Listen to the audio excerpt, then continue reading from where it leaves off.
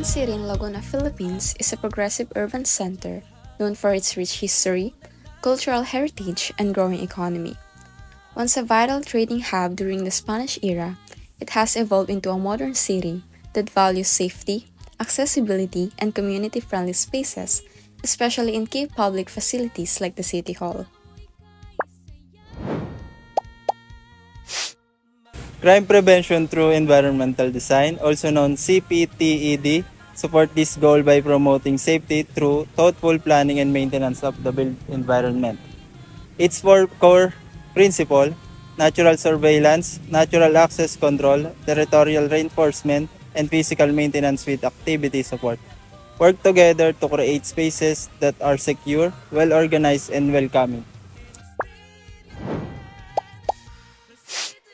The Binyan City Hall stands as a center of governance in Binyan, Laguna, welcoming hundreds of citizens daily for public service. While its presence symbolizes progress, the efficiency of circulation within the building and its surrounding has become a crucial point of the study. The primary users of Binyan City Hall are citizens seeking public services such as permits, license, and community assistance. Other users include government employees, local officials, and visiting guests from other institutions. The City Hall faces significant challenges in ensuring accessibility and safety for individuals with visual impairments, colorblindness, and other persons with disability. One major concern is the lack of visual guides, tactile indicators, and appropriate signage, make it difficult for individuals to navigate the buildings safely and independently. Without such features, daily tasks such as finding entrance, locating facilities, or moving between floors become barriers to inclusion. To address these issues, several solutions can be implemented. Designating a rescue bay or waiting bay near exit, with at least 3 accessible parking spaces for PWDs, ensures safe evacuation and convenient access to essential service. Voice-assisted elevator system can guide visually impaired users through audible instruction, while braille, signage, and tactile floor guides provide essential information using the sense of touch. These features not only improve accessibility but also demonstrate a commitment to inclusivity and universal design within City Hall. This solution provides short-term relief, reducing disorder and giving citizens clearer instructions on where to proceed. The numbering system lessened the need for crowding at office counters. However, these measures are only stopgap solutions, as congestion remains a daily issue, especially during peak hours and special city events. Users revealed mixed results with the current solutions. Many said that the queuing tokens improved order but did not reduce waiting time. Some still had trouble locating offices, while others felt uncomfortable in waiting areas due to the limited seatings and ventilation. These findings showed that the solution helped manage flow but are not enough to fully address circulation and comfort issues. To improve the efficiency and overall user experience at Binyan City Hall, a redesign of its circulation flow is essential. This should include well-defined zoning, larger waiting areas, and more efficient parking solutions. Future design plans must emphasize accessibility, intuitive wayfinding, and sustainable space utilization. With thoughtful planning, Binyan City Hall can evolve from a basic government facility into a benchmark for order, accessibility, and service excellence.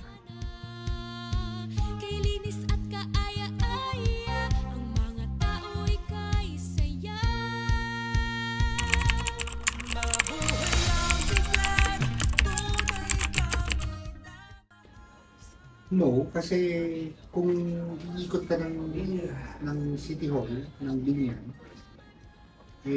well guarded, tsaka well perimeter tao. Yung compound is controlled to a maximum ng siguro 80% ang efficiency rate natin. Kasi bakit hindi ko ginawa 100? I will go to that later. Pero it's working naman po. Kumbaga, controlled naman yung exit entrances, tapos no hindrances from the streets and surrounding areas.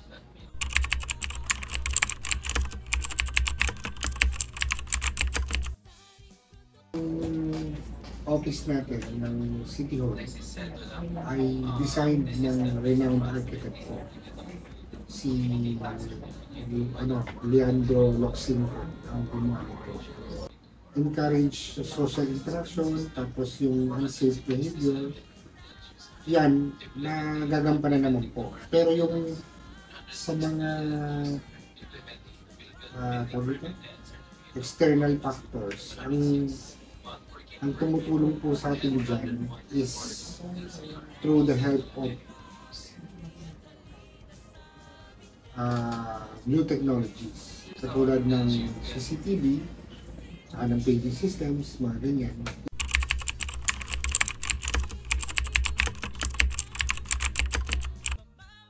Yes, pero katulad na sabi ko kanina sa kanila, we have updated yung accessibility code. Aware po ba kayo doon? Hindi po, sa bagong ano po kasi. Ano po? Ano po? Bagong renovate lang po. Renovate. Ano? Ito po.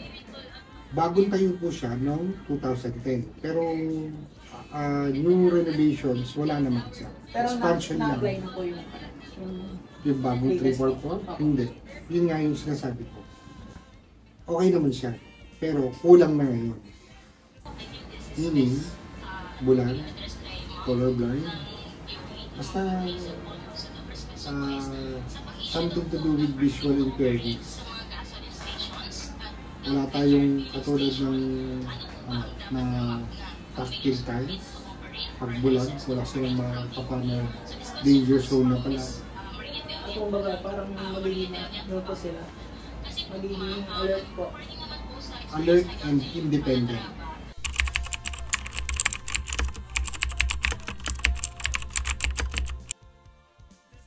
To a certain degree, pwede po yan.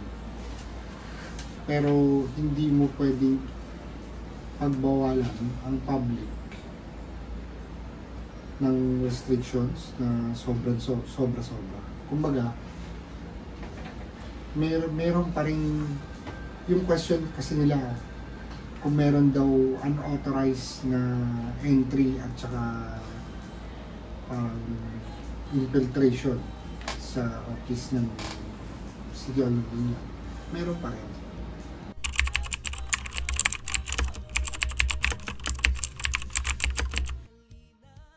Yes, sir. Kasi kailangan kami ang maging pioneer sa mga ganyan. Kumbaga, set an example na yung public and safety makita sa mag-i-implement no. Dahil kung hindi, parang ang hirap sumunod sa taong, di ba? Hindi ka naman gagabay sa ano.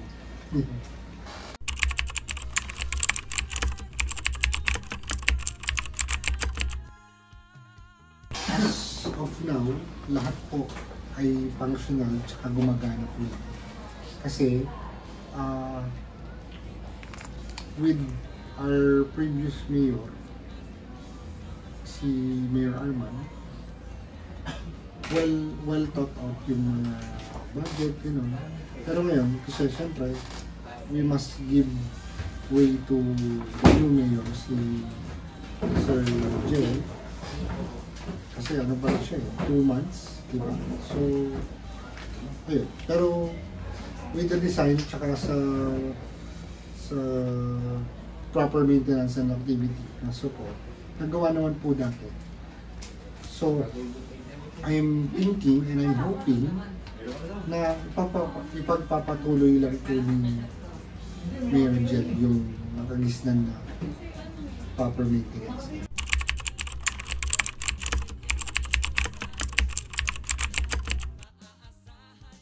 Yes, meron naman po.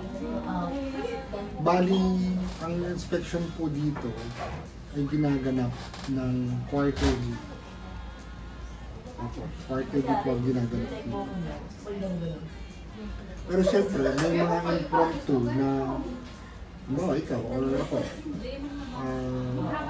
personnel dito. Tapos nakita mo na ito, i-report mo lang sa department ng maintenance, which is yung public parks and maintenance po. 4 times na. Yung general na iikot sila. 4 times a year po yung ginagawa.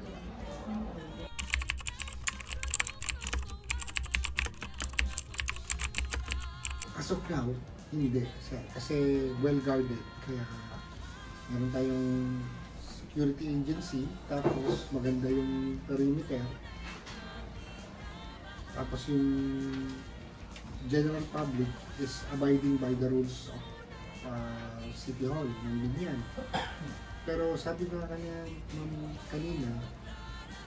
for now lang yun. Pag lumaki pa, we will need to allocate a bigger lot para malaki yung city hall. Kasi kung aware kayo, dati ang city hall natin is sa bayan, sa plaza, yung maliit na. Pag tinignan mo yun, hindi na ma-house itong ang dami ng office. Tapos, as we develop into more complex city, kailangan mo ng DSWD, DNR, tapos gender equality, mga ganun.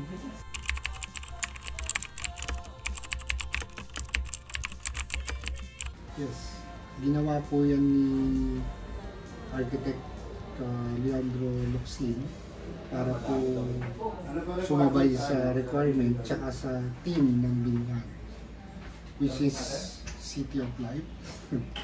So, ang ginawa ng dito, basis ng team ng colors is earth colors. Kasi tinan mo, pag tinignan mo yung form nito, bahay na bato pa rin ang itsura niya. Yung tawag ito, pitch roof. Pero symmetrical. Yung symmetrical na configuration, nakuha natin yan sa lumang bahay na bato. Ganun dali dati. Ang buhay ay sagana, ang hirap ay di alintana, kay linis at kaaya-aya, ang mga tao'y kay saya. Mabuhay